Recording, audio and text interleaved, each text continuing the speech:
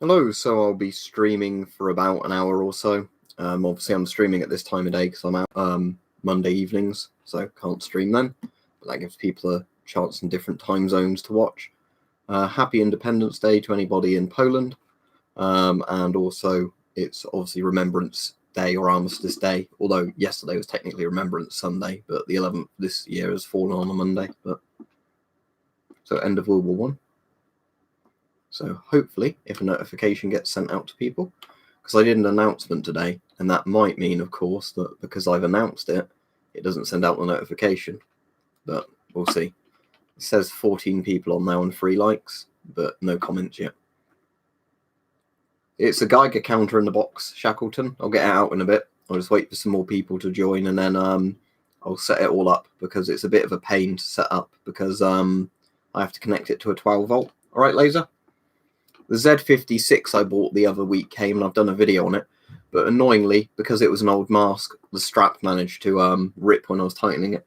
But luckily not ripped in such a way that I can't... I'll just put my phone on airplane mode so nobody bothers me while I'm streaming. What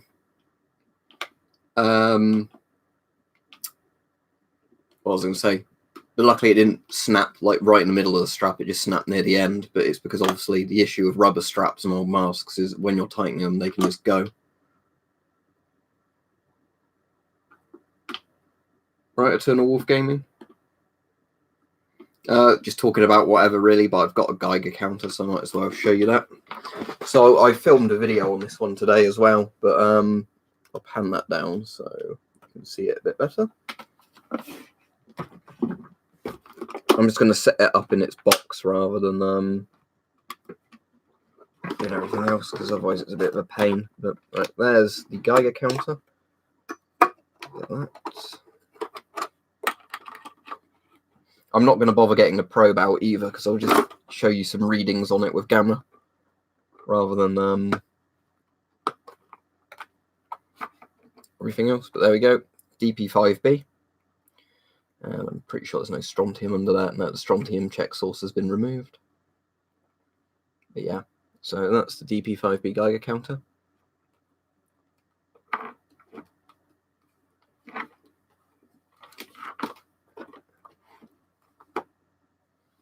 Right, so what I'll do is get the 12 volt. And you can do it with crocodile clips, but in theory, I shouldn't even need to use the croc clips. I should just be able to put this straight on here. So let's try that. So, because it takes an obsolete battery format, which is a bit of a pain. But...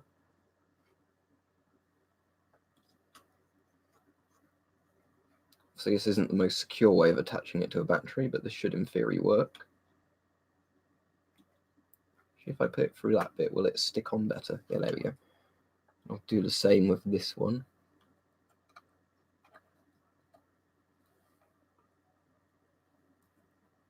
There we go. Right, so now if I do a circuit check. There we go. If you can see that the needle's moving, I'll just have to adjust it ever so slightly to get into that bit there. There we go. Down a bit more. Because I'm not using it with batteries, you have to adjust it for the power source you're using, so it's just on the right bit. There we go. Yeah, Geiger counter, so radiation detector. So the probe's inside us, so I won't bother getting all the probe out because it's a bit of a pain getting it all out of the thing and then putting it away again.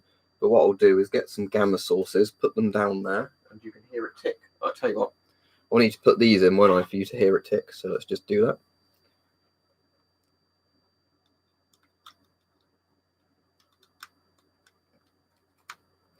So there's the headphones. I can put them on the desk there, so they're near the microphone.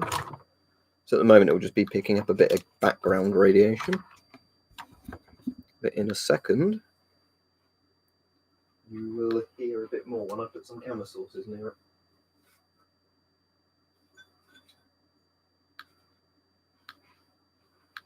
So let's put the Fiesta ware, the thorium, and a bit of uranium ore all down there where the probes sit. Hopefully it will detect those without me pulling the probe out. Let me try putting it behind, because these are sources it should read. Tell you what, screw it, let's just get the probe out. If I'm doing all this, I might as well.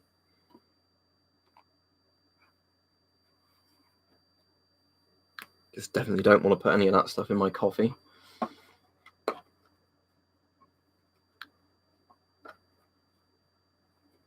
There's an email address on my profile if you look. That's the only way you can contact me outside of YouTube.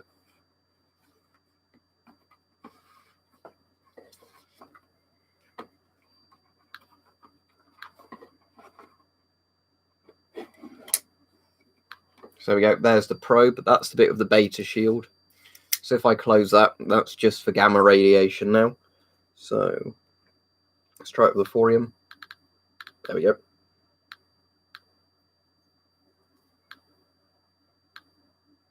Let's see how much gamma the uranium ore itself gives off.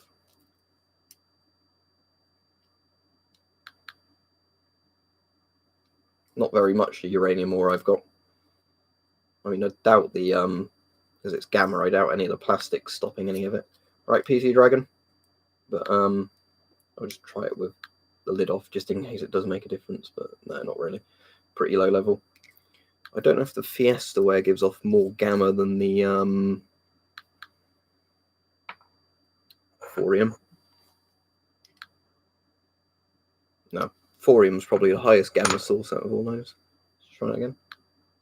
Yeah, the thorium definitely gives off a bit more gamma. Is that the one about the Winter War, Finno? I've seen that years ago. What I'll just do is, I just want to see how much americium gives off, because I know that gives off a bit of gamma. It's mostly alpha, but I'm just kind of interested in terms of comparing them. So there's americium. Yeah, I'm glad you're on, Hype, because obviously if I'm getting this out, I hope you'd come on. Yeah, so not too much gamma coming off of the americium. So yeah, the thorium's the highest gamma source then out of all the stuff I've got. So let's open the probe and do a bit of beta checking. I'm not going to get the strontium out for this though. But yeah, the only problem with these, they have quite a small beta window compared to some Geiger counters. It's not bad or anything, it's just, you know, you have to hold it quite close to a beta source. But as you can see now,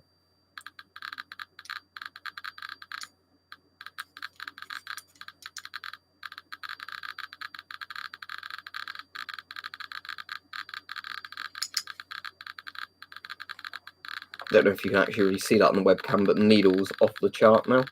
So let's go up to a ×1 scale. So having radiation normally, use the reset switch, hold it down till it goes to 0, release it, and let's see where the needle ends up.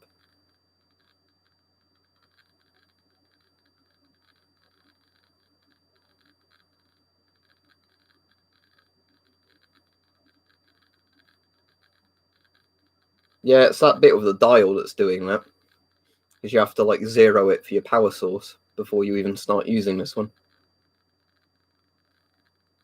So if the needle is slowing down now, just put that there like that, so it's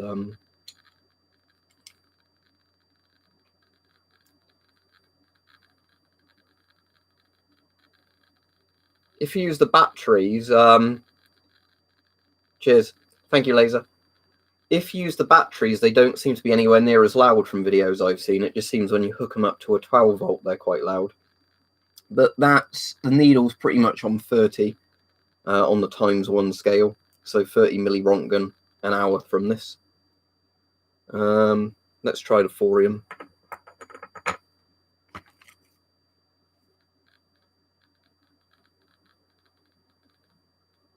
Does thorium actually give off any beta, or is it just gamma and oh, it's because I'm on the ×1 scale, aren't I? That's why.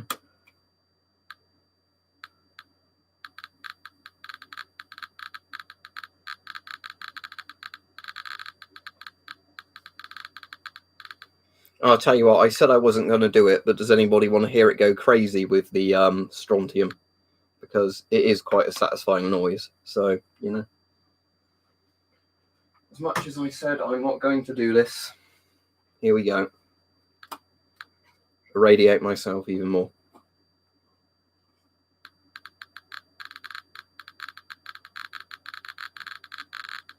Right, we're off the scale. Right, Peach? The annoying thing is that you probably can't see the actual thing on there very well, can you?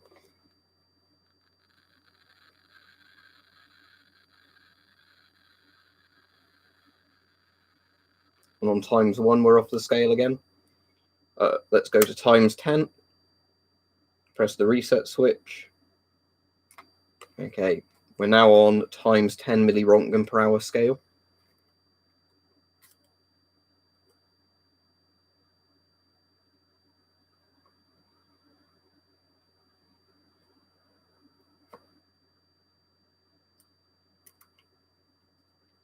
All right, I will do it, even though I said I wasn't going to get loads of stuff out for this. Let me do it. Right, let me have some coffee before I make my coffee radioactive and end up killing myself. Let's just switch that. Anyway, switching it off. Oh, you can switch this off with a switch, can't you? So let's just turn that off a minute to save us from the whining noise. Yeah, and then we'll have a look at the probe.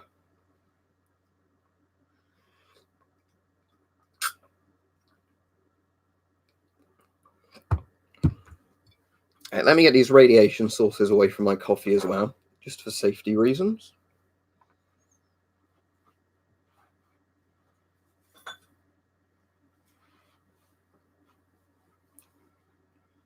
Right, so let's figure out how this all works.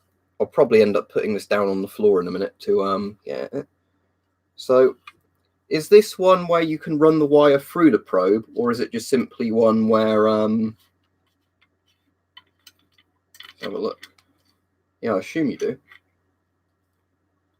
So can you, happy Independence Day, Bartos, if you're Polish? I think you are Polish, aren't you? Let's figure out how this goes through. Does one end unscrew on this?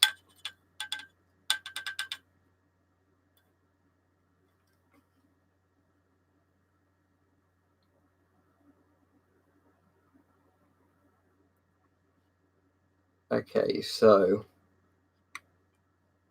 I'm just figuring out if this one goes through the cable. Yeah, I saw there's that bit, but do I have to unscrew this? That's what I was sort of saying, and put that bit through. Or is it just simply... I'm going to have to work out how to dismantle this, aren't I? So,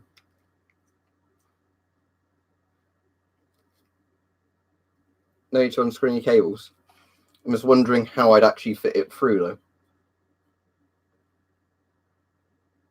Unless I'm being really stupid. Oh, you don't unscrew anything. So what, it's just literally a case of putting that on there.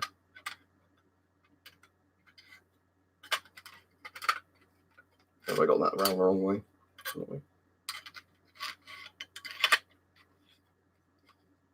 Oh, I see. So it's got the mount on there. Yeah, like that.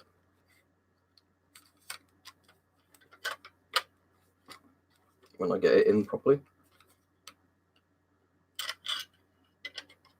I know how these go on because it's the same as the Polish type one, but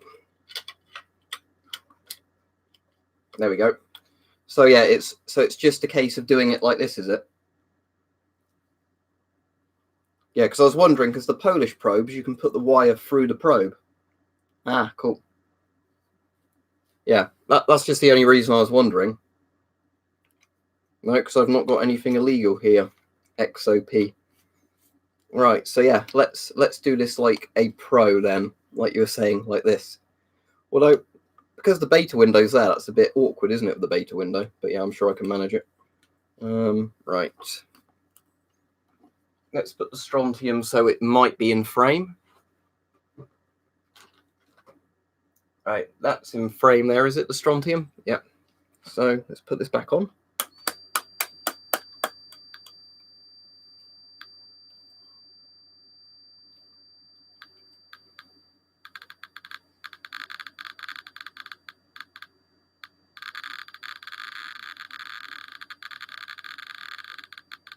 No, there isn't any source there. It's been removed. That one, if you mean the source on the DP 66's case, that's the original strontium 90 source. That, you know, is normally always pulled off of them like it's been pulled off of that one. Yeah, it's a Geiger counter. B-Store sent it me. He wants it back at some point for calibrating Geiger counters, but yeah, until he wants it back, I can use it for videos. But it is actually harder with this now to get the probe directly onto it.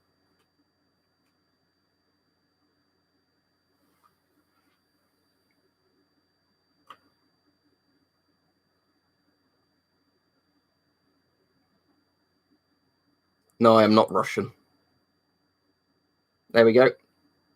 So on the times, is this? Yeah, this is going to be a times 100 scale. It goes up to. Hang on, let me try again.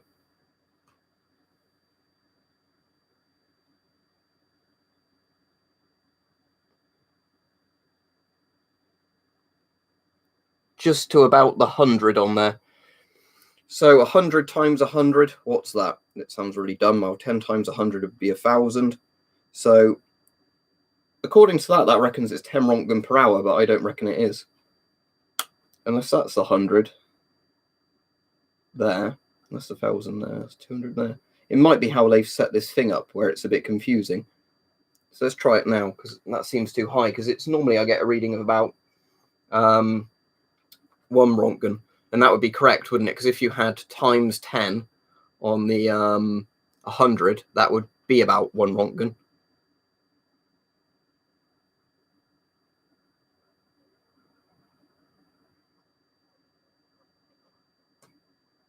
Yeah, but there you go. That's the this one.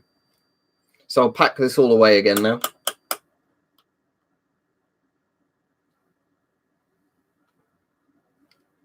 But yeah, they're pretty cool kits, aren't they?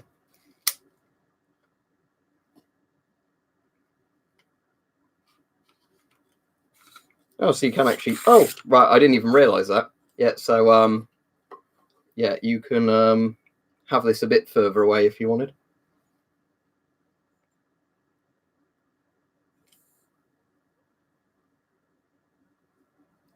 Yeah, I read that because yeah, it warms all the tubes up, doesn't it?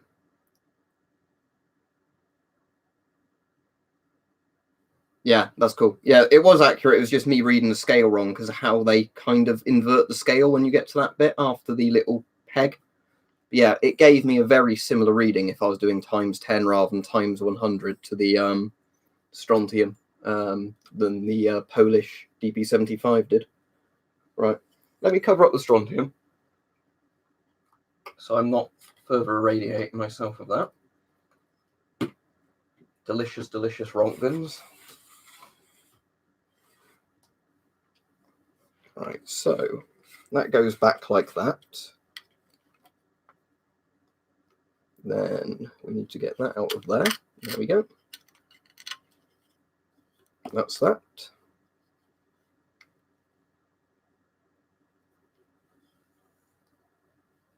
And then let's pack it all away, which is the bit that isn't as fun. So that is back in there, like that.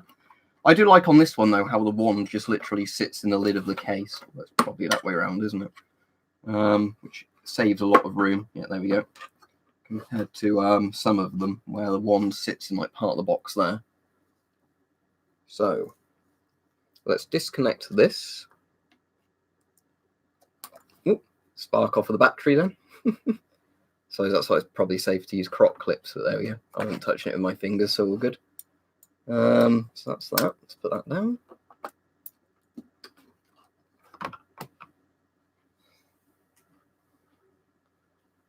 Unplug the headphones. Uranium-235 and plutonium. Uranium at the time was harder to get, which is why America didn't bother even testing the uranium gun type bomb like Little Boy before they dropped it.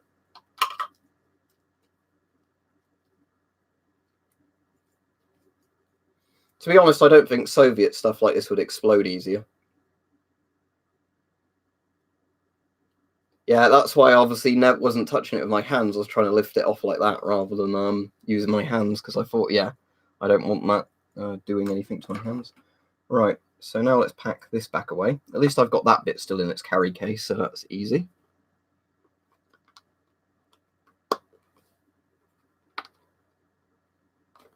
If I can get the button back up, there we go. And then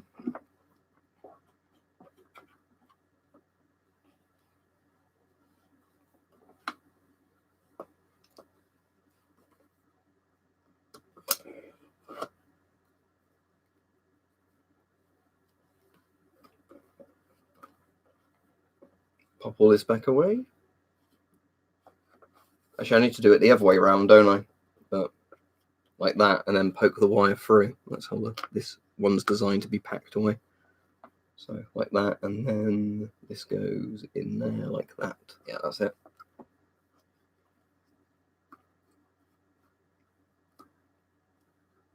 Yeah, I mean, these Soviet things, like I said, are pretty well made, aren't they? As in, you can run them off a few different battery sources, no problem, like the NVGs. They seem pretty durable, all in all.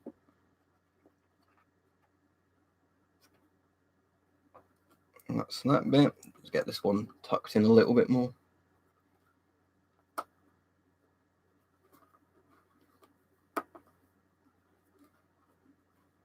And I'll pack this away.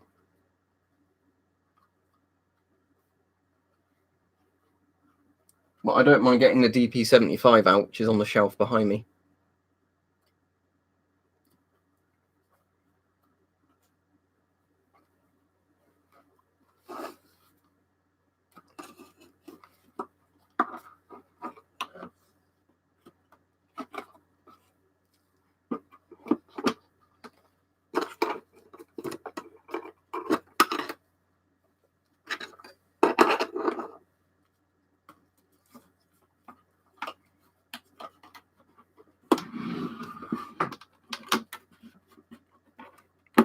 Right, what's blocking the lid going down? Shouldn't be that. It's that bit there, isn't it? Just turn it so it's this way round.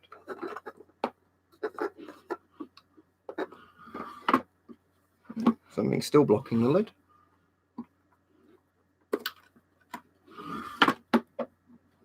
Can't actually figure out what's blocking the lid at the moment, because I had that set up like that before when I closed the lid. No, I've had that there before. I mean, I could put it down there in theory, which probably would be a smarter choice to do, but I had that like that when I opened it, and it didn't stop the lid going down. See, it's still doing it, and that's not there anymore.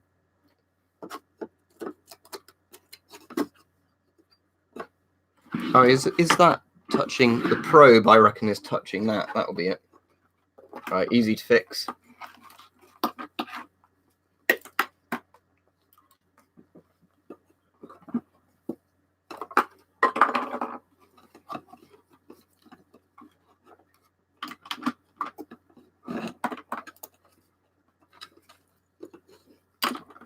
I suppose I could just put it that way in, couldn't I? Wouldn't that still work? Or was that the way I had it before? I can't even remember now. That should be fine. There we go. And I've not clamped any wires in it. Hello, I don't know tutorials. You alright?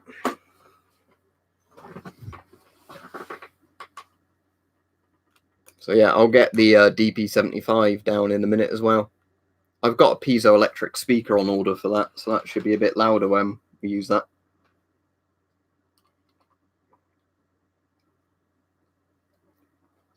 Well, they're export banned as usual. Shackleton, there was one on eBay the other day, but it went up for over 50 quid, and it was only the gamma reading one. To be honest, I think a lot of the Soviet ones are better than the old US civil defense ones. Yeah, again, a lot of the people I think that talk about, where they slag off Soviet equipment, it's not really all that justified. Like, yes, at the end of the Cold War, their electronics were nowhere near as good as the West's, but in terms of, through the majority of the Cold War, how advanced their stuff was for the time.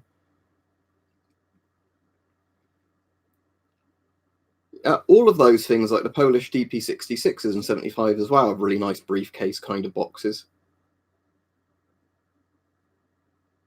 Yeah, because it's to load a camera. There you go. Yeah, I'll get that DP75 down as soon as I finish my coffee.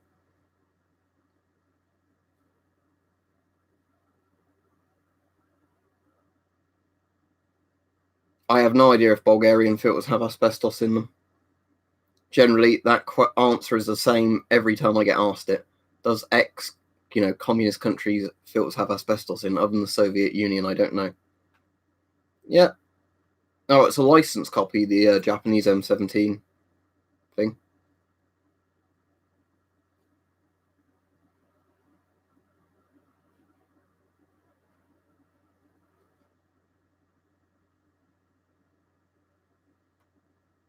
Yeah, it'd work though.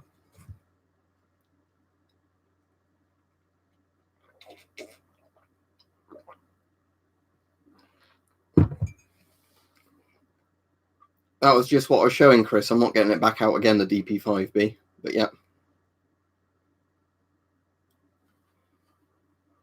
I actually don't know. It might have been one of the, what they called, I'm trying to think of the name of it now. Has like radial, Radiec or something like that in its name. You can't, Andre, unless you somehow adapt a battery to do it or buy a charging station. Right, let's get this one out then. We'll try and do it without pulling the shelf off this time.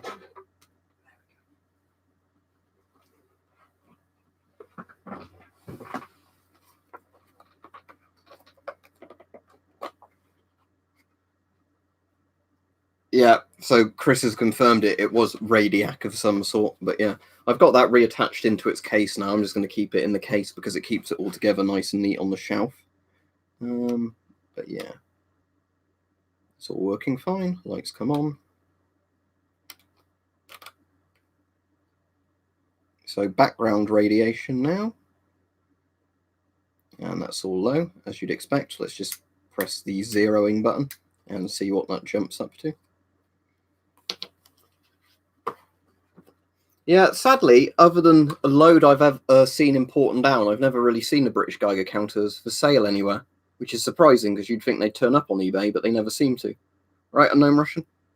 So obviously that's just the background radiation at the moment. And with this one, the probe sits just in this bit here when it's not in use. So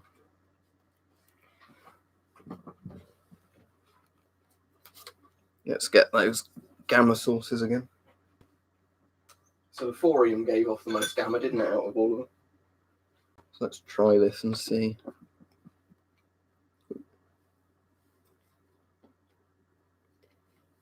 Can I get that to go up a bit through the case, or will I have to get the probe out? Probably have to get the probe out, will I?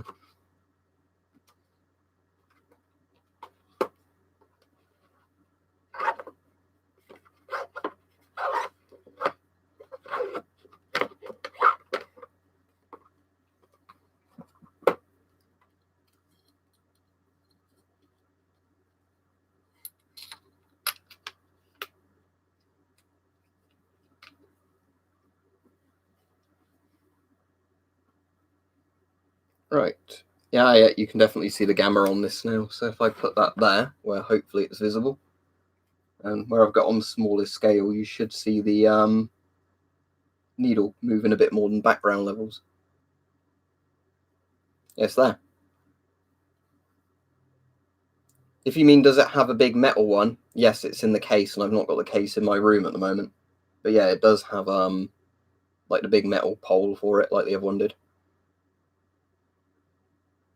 Yeah, that probably also wouldn't be a very good idea, would it? I don't know tutorials for that reason. Yeah, there we go.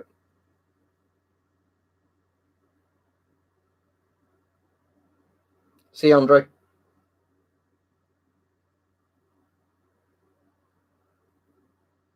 Yeah, I've not got any headphones plugged into it at the moment. Right, I'm going to have to listen to this one again, because the problem was, as I said before, it was quite quiet. But yeah, let me put the headphones in, and I'll actually have to put them in my ear. because otherwise I won't hear it, and I will tell you. Does anybody know what these bits are for on these? I can never figure it out. Any clue? I know they glow in the dark, but I have no idea what they're actually for.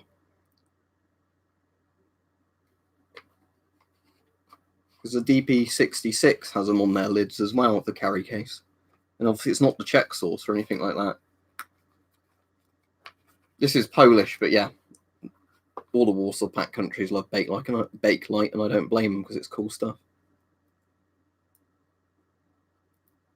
But it's not on the actual Geiger counter itself. That's my point. Oh, right, where you can click the probe onto it, and then so it's the right distance from the Czech sauce sort of thing.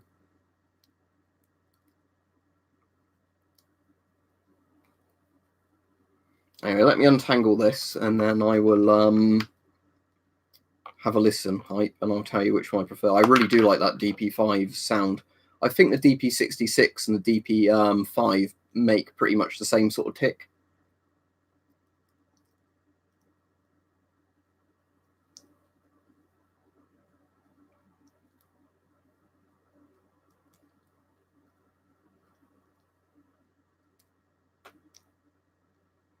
Right, so let's put this in.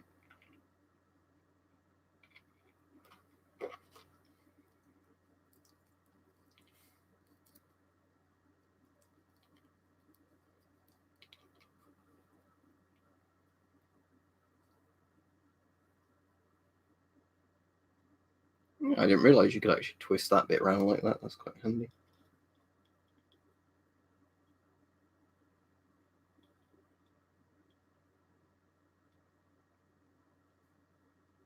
Right, now let me get the probe back up to the thing.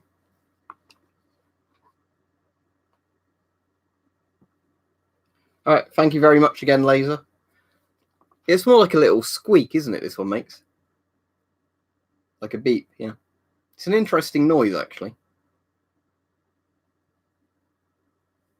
Annoyingly, though, it's so quiet you can never hear it if I put it next to the thing. But hopefully when I get the piezo speaker for this, it might be loud enough that I can show it in videos, the noise it makes. Hate the noise, though, this makes when you do that.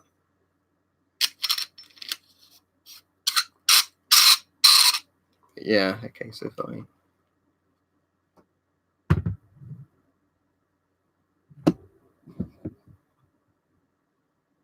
Yeah, it's an interesting noise. I mean, I prefer the retro click, but this is a cool noise this makes.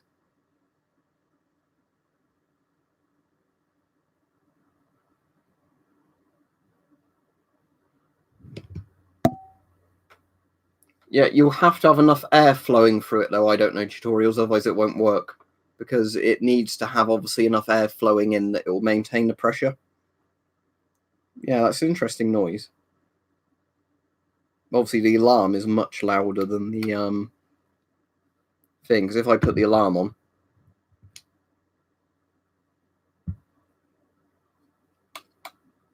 if I can get it to go over the alarm threshold again, yeah, that's much louder.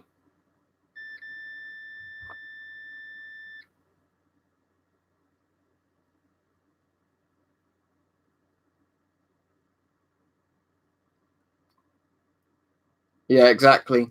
That's the only shame with this. I wish it actually had a, you know, classic tick to it. I like the alarm function on this, but yeah, it would be nice if there was a, oh, not without opening it to test if the filter works, unfortunately.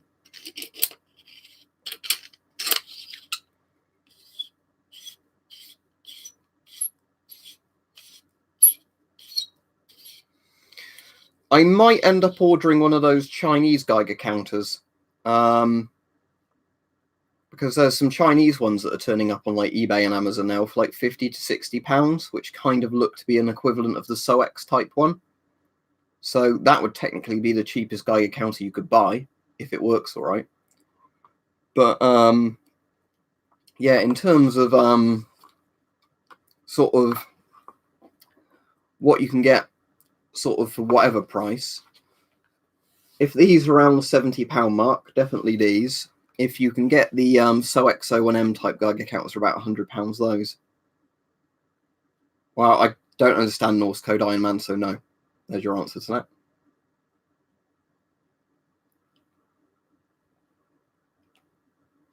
But yeah, I do really like this Geiger. I'm hoping on this one... I'll turn it off now. I'm hoping on this one they've actually done the thing that's better than the DP66, because the issue... Well, if it says replica filter, it's a real filter. There's no such thing as GP5 replicas except the ones people 3D print. And that's quite expensive, to be honest. All right, cool. Yeah. That's the one I think I've seen hype. But I'm not going to buy it straight away now because I've already got enough Geiger counters. I'm saving up for a new camera now with everything.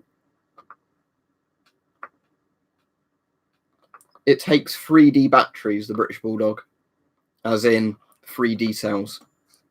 I think one of them is technically for the light or the alarm, but you need all of them in there to actually complete the circuit.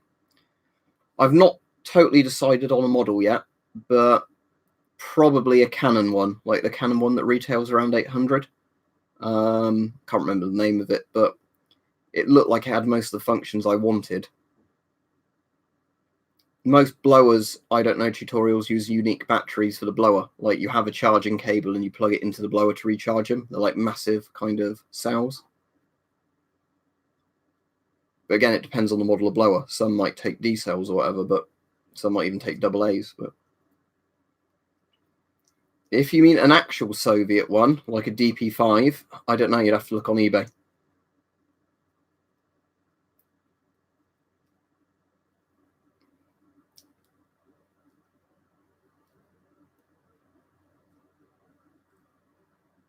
What do you mean you should try film? If you mean try using actual film for YouTube, that is completely impractical. Oh, okay. Is there any differences at all with it, Iron Man? Because as far as I'm aware, that's why they changed the name, because there was a minor difference with it. I know this is probably completely the wrong way to wrap the cable around this. But...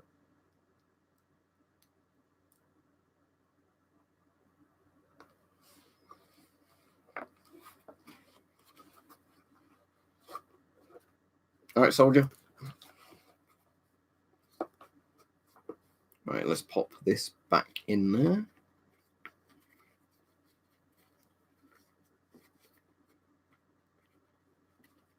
Yeah, but bear in mind where it films at like 480p or something, so I don't think you would notice any difference on the footage itself. It's more, I think, how good the IR illuminator on it is and if there was any updates to the software or the firmware.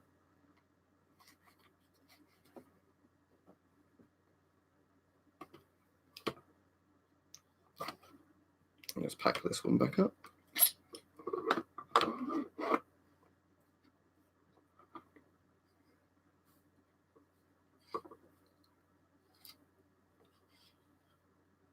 In your country, what costs money? I don't really get what you're getting at the moment. Oh, it did have a carry case. Mine had a carry case, but I never really use it. I always just end up putting it in the pocket because I find putting it on the belt is more annoying than actually, you know.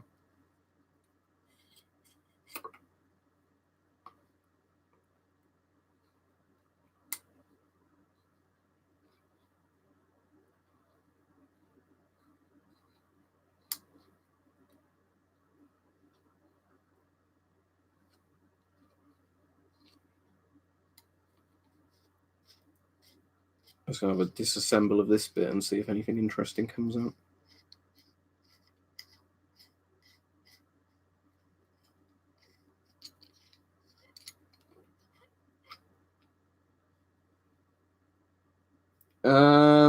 If it's a genuine World War II one, probably yes, but I don't have any interest in that sort of thing, I'm afraid, Bartos, so I'm not exactly sure of the price. Nothing interesting in there.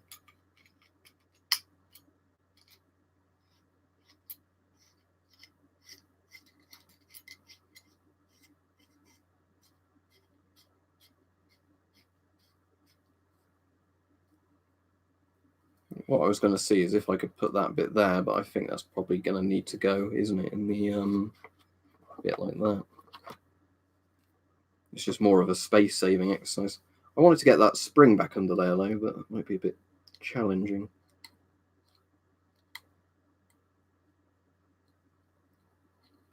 Because this is one of those things that when the spring seems to come out, you can never seem to get it back in again. Doesn't really matter, because I don't know actually what the functions of these springs are on this cord. But yeah, anyway, what I was saying I hope is that I hope these are a bit tougher than the DP66. Because the reason my DP66 broke was where the wire goes into the unit there, one of the wires snapped. So sometimes it would make a circuit and it would work. Other times the probe just gave you an electric shock if you touched it. Yeah, well, I definitely agree Soviet stuff is always built like a tank, but yeah.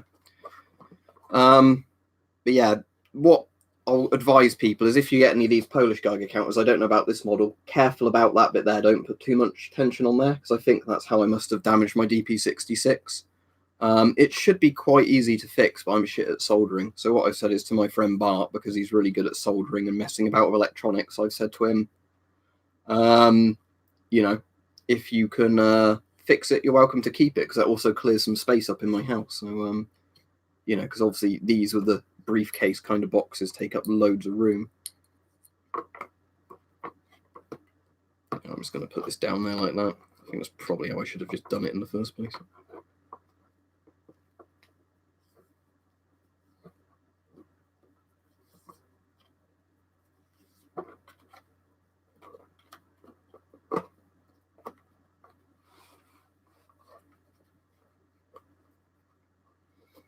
That's good, yeah, but I suppose, yeah, it's probably like you said, the stuff is more sensitive, so it's better in terms of technical quality, not as good in terms of you can drop it and all that sort of stuff.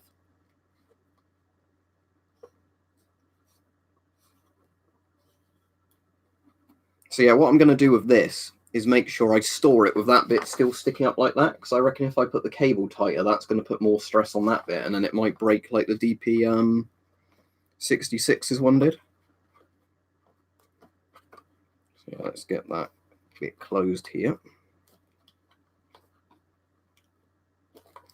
Get that cable far enough in.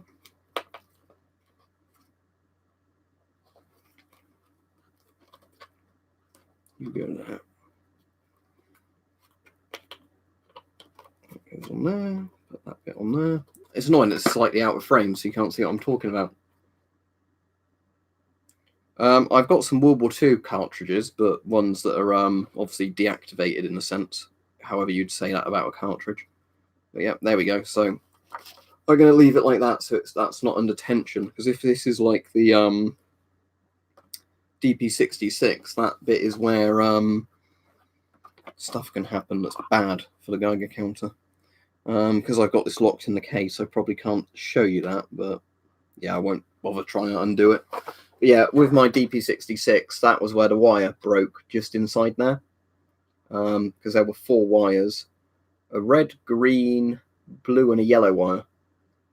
And it was the yellow one that snapped. Obviously, that stopped it making a proper circuit. But when the yellow wire ended up touching, it would make a circuit and work. Yeah, it's the British L1A1 SLR, which is the British version of the fan.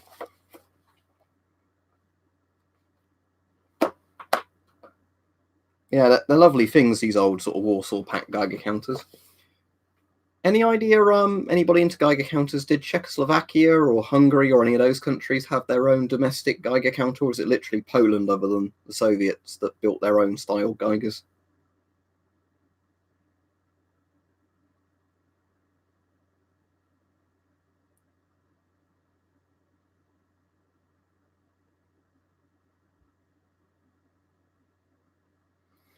Yeah, I'd have to look up what my specs were, Iron Man, completely next to yours to do that. Let me see if they're on the box, because if they're on the box, we can compare them.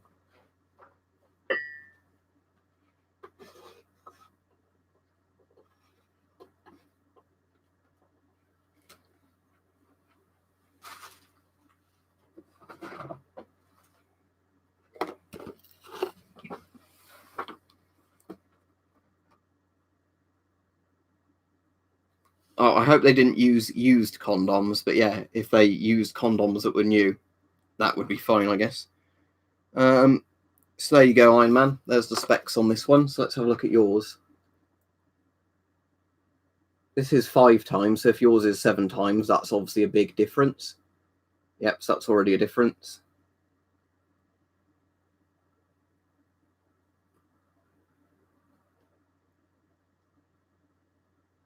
What's the IR on this? IR power 1.5 watts, so that's the same. So yeah, I think the difference with your one, Iron Man, is that it's just got a bigger zoom on it. 5.8.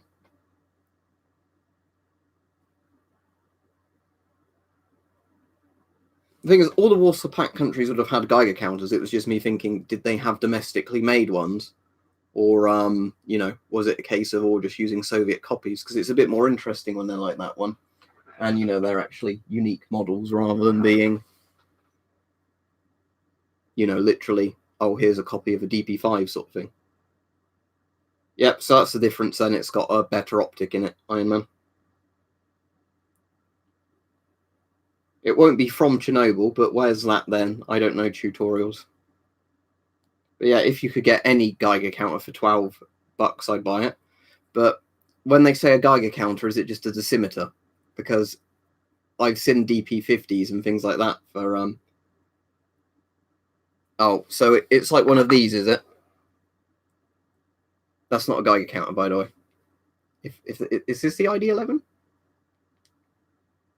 If I can even get this one open. Yeah, you paid less than I paid for mine, Iron Man. Yeah, like I said, for $12, you're not going to get a Geiger. You're going to get a dosimeter badge, which is just literally a bit of film. See if I get one that opens. There you go. I know these were read by machines, but the idea is that radiation develops on the film and then you plug them into a machine. These aren't as cool, in my opinion, these ones, as the older ones, because the older ones are the ones where you actually get a reading off of them. Hang on.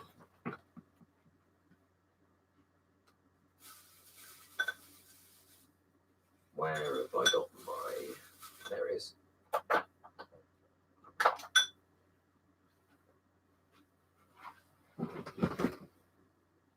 What do you mean, a filter changer?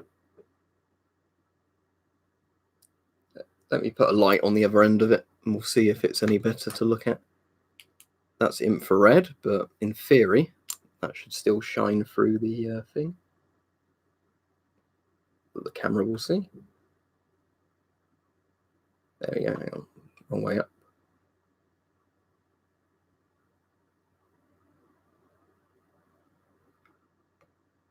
These are, if you're going to get a dosimeter, get one like this, because they're a lot cooler, because you can see the needle move if you manage to irradiate them.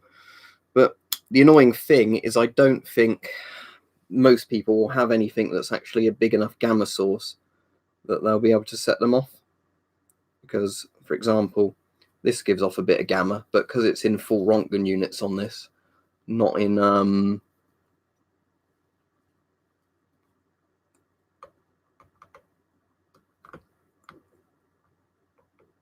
you know, not milli-Röntgens, you're not really going to see the needle move in real time.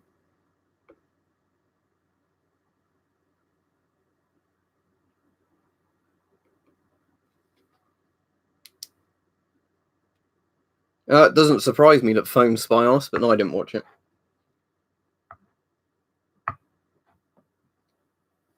It wouldn't be the IR being too high, Iron Man. It'd be if you've got the screen brightness too high.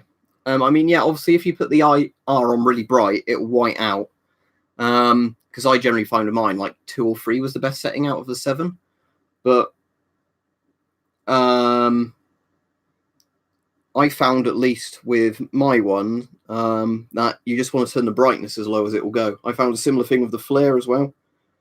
Because the issue is, if you have them too bright, it will ruin your night vision. But the idea is you use one eye through the monocular and one as normal.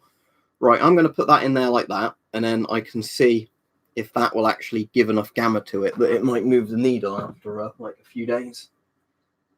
So the battery on that at least doesn't discharge so quickly that I don't know if you saw, but I've got a poppy on there, but we don't really celebrate it as such. It's just more of a sorrowful occasion to mark the war dead kind of thing, Bartos. Now, to get radiation sickness, you need a really high dose, don't you? Is it like 100 Rontgen before you start feeling radiation sickness? All right, fair enough, Iron Man. The thing is, again, like I think Hype said, they're probably using the same CMOS sensors in all of them. So for what you practically want with one, you know, if it's cheaper, that's probably just as good. That was the reason I went for that one, because most of them have the same electronics inside. So unless you really wanted a head-mounted one that wasn't zoomed in, you know, I just went for the monocular because it's more like using a, you know, conventional night vision device. Of, you know, it has an IR thrower on it and you look through it. What I would recommend, though, Iron Man, is buying one of those flashlights. You could probably buy Mike's old second-hand one, or buy a new one from the place he got his, where you can put the IR light in it, because my one has like a 400-meter range. Probably an SCBA with everything if it was working, I don't know, tutorials, because then that would be more interesting for testing different things.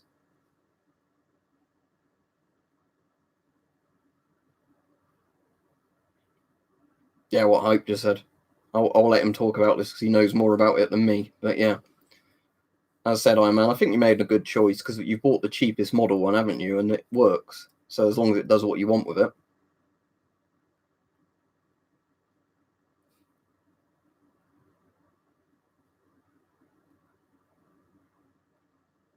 That's good, yeah, because it is a conventional mount, isn't it, on that? I've never bothered putting mine on the tripod.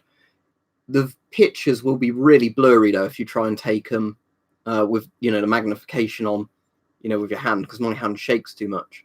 And because it's low light, it just literally is always like mine whenever I try and do it. What about the F4U Corsair? That's a plane, isn't it?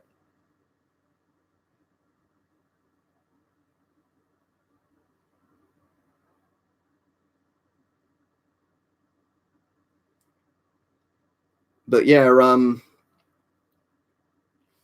for the person that was asking about Geiger counters, if you were going to get a decimeter type pen, I would definitely recommend the DKP50 style ones over these, because I don't know what machine you'd actually need to read these, because I'm sure this actually plugged into something to be read, but I've not ever you say it was a DP11 these were called. Let me have a look. DP11 decimeter dosimeter.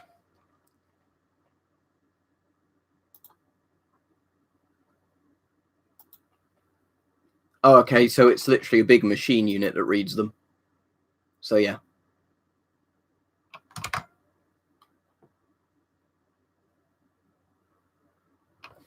All right, cool. Let me have a look. I'll open Discord and hope it doesn't lag out my PC opening it. It shouldn't do, but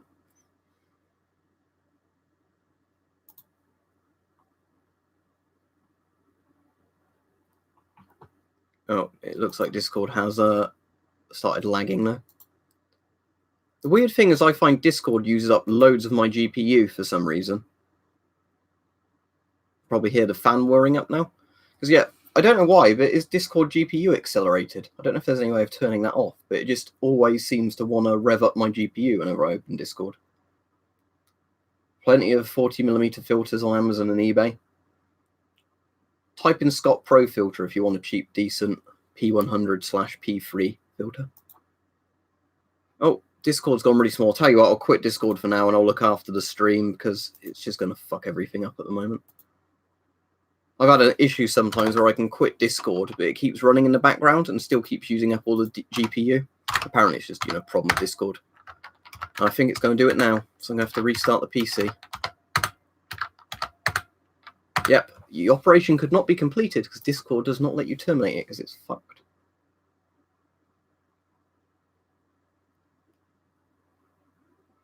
Yeah, not the Discord app. That might be a good idea, but yeah, oh well, too late now. I'm going to have to restart my PC after the stream. It works fine on my phone as well, just for some reason on the PC, sometimes it crashes when it's loading up or just after it's loaded up. And then GPU literally sets to like, you know, 99% in use. it will lag everything else out, and shits the bed basically. I have no idea. I don't know tutorials. I don't really collect German World War II militaria. Oh, for the people that didn't see it, I've got some paper shoved into it to get it to go back to its original shape at the moment, but there's that. I don't think I showed it anybody this stream, actually, other than saying I got it. But interestingly, Z56 from 1957. And I stand by what I said before, looking at this, that this looks halfway between a GM38 and a Draeger Simplex, even though people go, oh, it looks nothing like the GM38. To me, it looks a lot like the GM38, because I've got a GM38 over there. Same style eyepieces, same rough equivalent shape, same sort of valve set up at the bottom, but it's got this sort of rubberized one rather than just being the metal one. Z56, as I just said, West German Z56, Zivilschutz respirator, as in civil defense respirator. The creepy white one they made, like off cream color. It's a bit weird. Annoyingly, this strap broke when I put it on earlier and tightened it because, old German rubber straps, but there you go.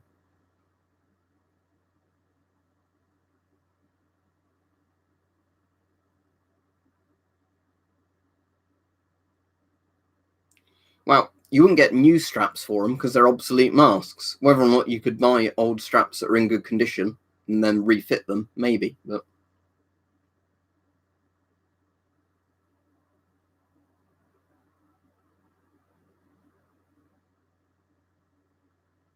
yeah, like I said, if you type in Scott Pro filters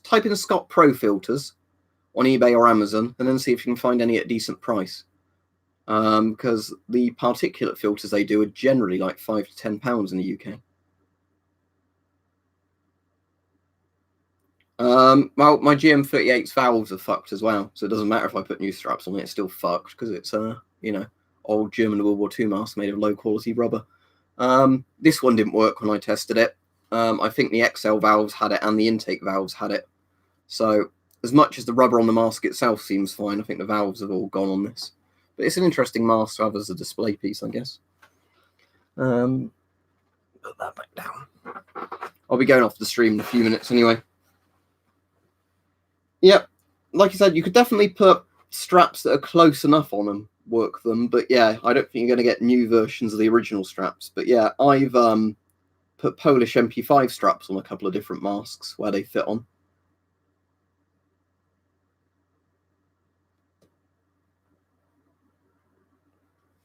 But the annoying thing is I don't know how it is over there, if it's any better in China, but in the UK, you never seem to see spares and repairs gas masks over for sale. It always seems to be, like full gas mask sets for sale, or just the masks, out the bag and anything.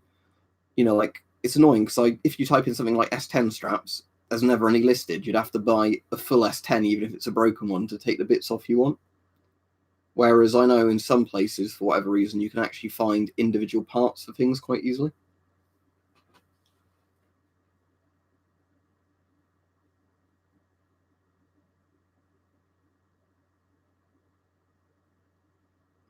Yeah, that's good.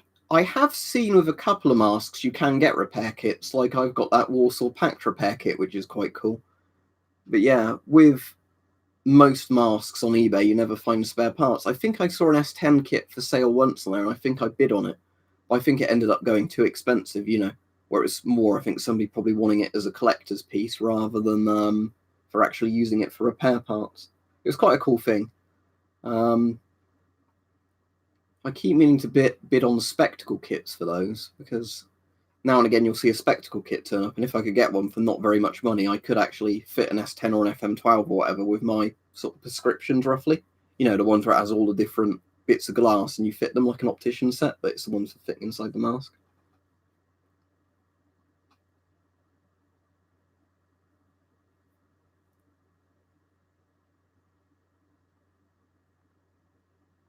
What do you mean? What kind of gas masks can you send to Hong Kong? I don't know what the law is in Hong Kong. You could ask Hype. But if you mean people buying gas masks in Hong Kong to protest or whatever, or riot.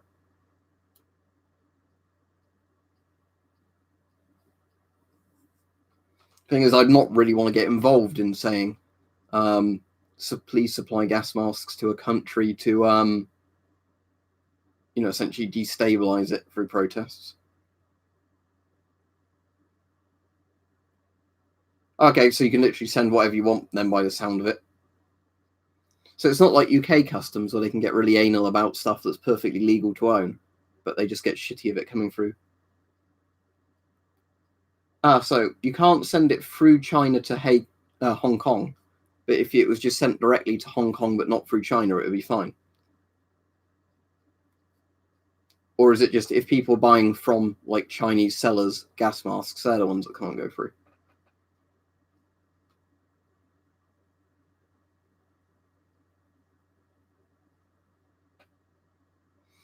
If anybody didn't hear yesterday, I've ordered 5 more thorium lamp mantles like the one I was showing earlier, because I want to put a load of thorium lamp mantles together to see if I can get enough gamma radiation to maybe set off that radiation alarm behind me, or get some of the dosimeter pens to move, like with the needle on it. Because again, I bet if I go off and look in a few minutes at the DKP50, whatever it's called, I bet the needle's not moved just because it's in full Röntgen units, and the amount of gamma radiation those things give off is so low that, to see the needle move faster than the battery would discharge anyway is pretty hard.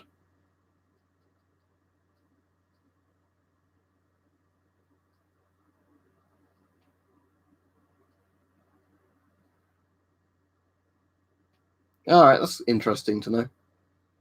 I mean, I'd probably love a load more uranium, but the issue is ordering uranium for Australia is really expensive, and I still don't know if customs will let it through. Because again, I've got that little bit of uranium ore, but my uranium ore isn't very hot. The one you did a video of before hype was much hotter than the uranium ore I had, as in, Oh, I thought I broke this the other day. Thankfully, I didn't. I just discharged the batteries. I left this on the strontium 90 when I was doing a stream to see what would happen. So you can see on the cumulative dose, that's pretty high, 513 microsieverts. But after about an hour on there, it got to 400 and something microsieverts. But it was after that, even though it was on there for another 2 hours, it just basically discharged the batteries rather than actually counting up any higher. So it should be at about 1.5 millisieverts on there in theory, rather than 500 microsieverts. It'd be a good idea, Iron Man, but the thing is, washing your hands doesn't get rid of your radiation. It'll get radioactive particles off your hand, but there's no way of getting rid of radiation in terms of like heat doesn't get rid of radiation, water doesn't get rid of radiation. I mean, yeah, I wash my hands after I've handled radioactive stuff because I don't want to obviously put my hands in my mouth and ingest anything from the materials I've touched. But, in regards to when people are like, oh, make sure you wash your hands if you're touching something that emits gamma, it's like, well, it's not gonna decontaminate you. It's not like bacteria or something that might sit on your hands until you use soap. Soap's not going to kill radiation. Yeah, I think this is working all right. I think it was just basically I overheated it from leaving it on the strontium too long. But just to show the uranium more, because that's gamma and X-rays and whatever.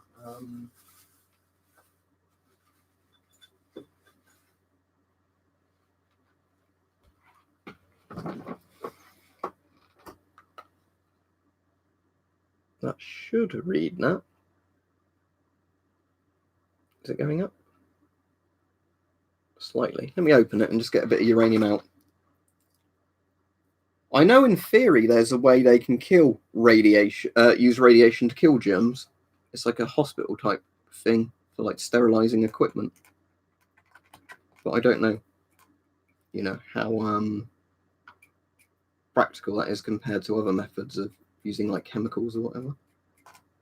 Right, there we go. I've got a decent sized bit of uranium out there. So let's just get that on my thumb. All right, so there's a little bit of uranium. Let's put that on there. I've got the ticking turned off on there, by the way.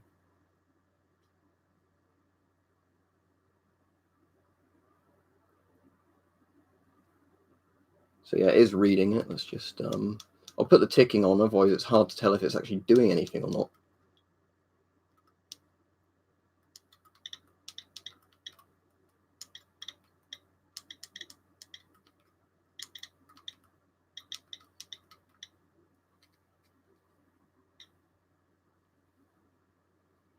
So yeah, the uranium ore does give off obviously a bit of gamma and beta, but not all that much because it's not refined.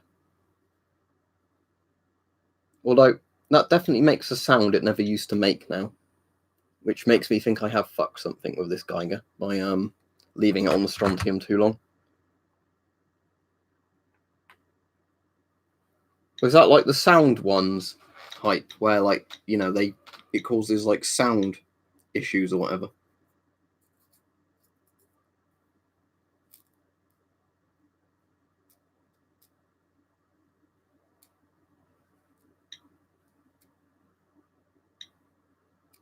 That's cool. DP5V, is that the green one, or is it, or could any of them have been green?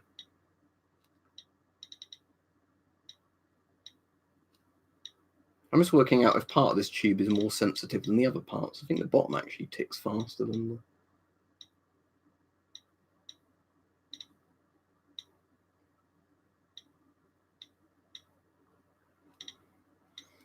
You might not be aware of this, Brian, but these aren't political streams. I really do not give a shit about, you know, different people. We fight for this cause, we fight for that cause, because generally the idea of this is people chat about surplus militaria. That's all right, Mike. We're just playing about radiation again.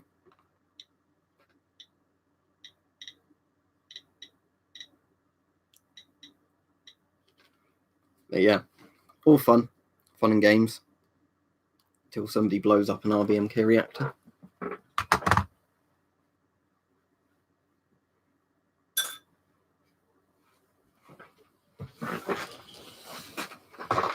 There's always radiation in your room, Iron Man, so you do not sleep at all.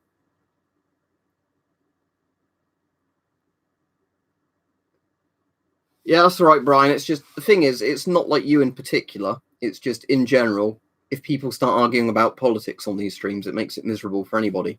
I'm going off in a minute anyway, but there's radiation everywhere, Iron Man. Did you know if you sleep next to somebody else, you get a bit more radiation than if you didn't? It's just one of those interesting things. But yeah, there's radiation everywhere. You only actually have to worry if you're near properly dangerous radiation sources. Like, you know, the strontium-90 is actually quite scary, but not when it's in a shielded kind of container. But, you know, it's all that sort of stuff, really. Because the thing is, as I've said before, with my radioactive items I have over there, this is ignoring the strontium-90. The ones I have over there, if you get a Geiger counter, you go like a yard away from them, it won't pick up anything anymore because, you know, they give off such little range.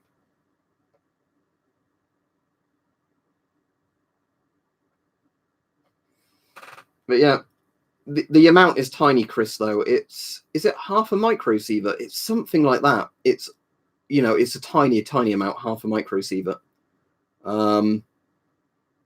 There might be even like 0.05 microsieverts. It's a tiny amount. I think it's the lowest thing on that radiation chart, where there's the really conclusive radiation chart that gives you loads and loads of doses of different things. It's like the lowest possible thing on there.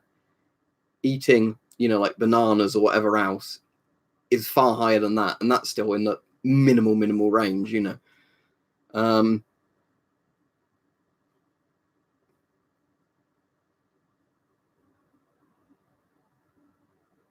Now, mobile phone would be electromagnetic radiation. It wouldn't be ionizing radiation.